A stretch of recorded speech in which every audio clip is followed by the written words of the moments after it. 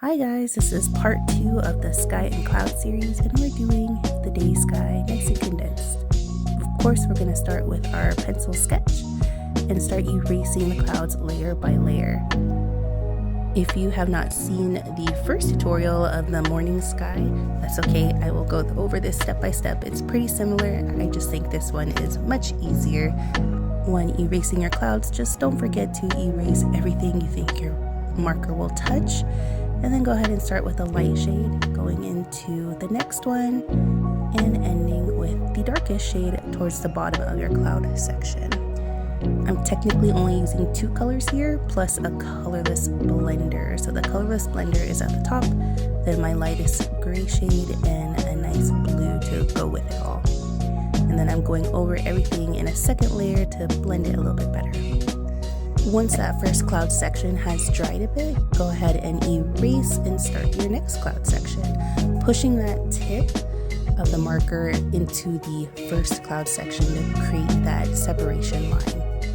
And then you're just going to repeat the process from here. So start with that lightest shade, the second shade, and then the darkest shade towards the bottom of the cloud.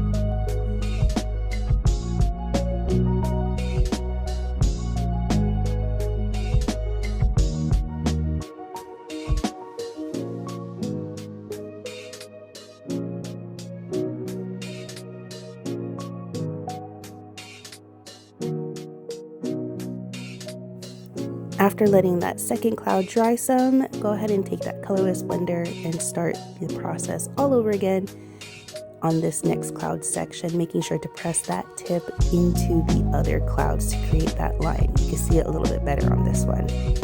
And of course that second shade and the third shade once again, and just go back up the cloud to blend a little better.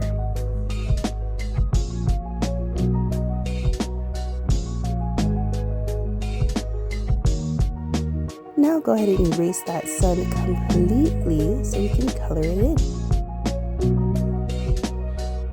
While the sun and sky are only 2 colors that we're using, the hardest part is keeping it neat.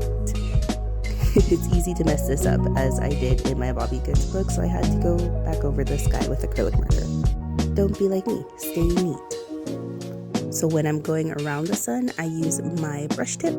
And when I go around the larger spaces, I use my chisel tip. This helps me prevent the marker from drying out too much and then creating these streaky parts in the sky. It's just easier to blend this way for me.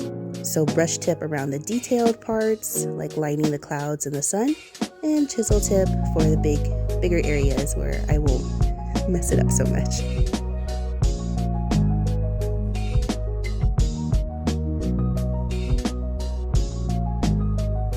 My best advice for a blotch and streak-free big area is just to keep it moving, not so fast where you are going to create blotchy spots, but fast enough where you're still going over everything and it's still wet. Nothing is drying up on you as you go.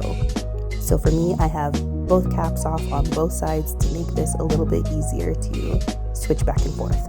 Here are the colors I used for this sky and cloud tutorial, and here's the final product.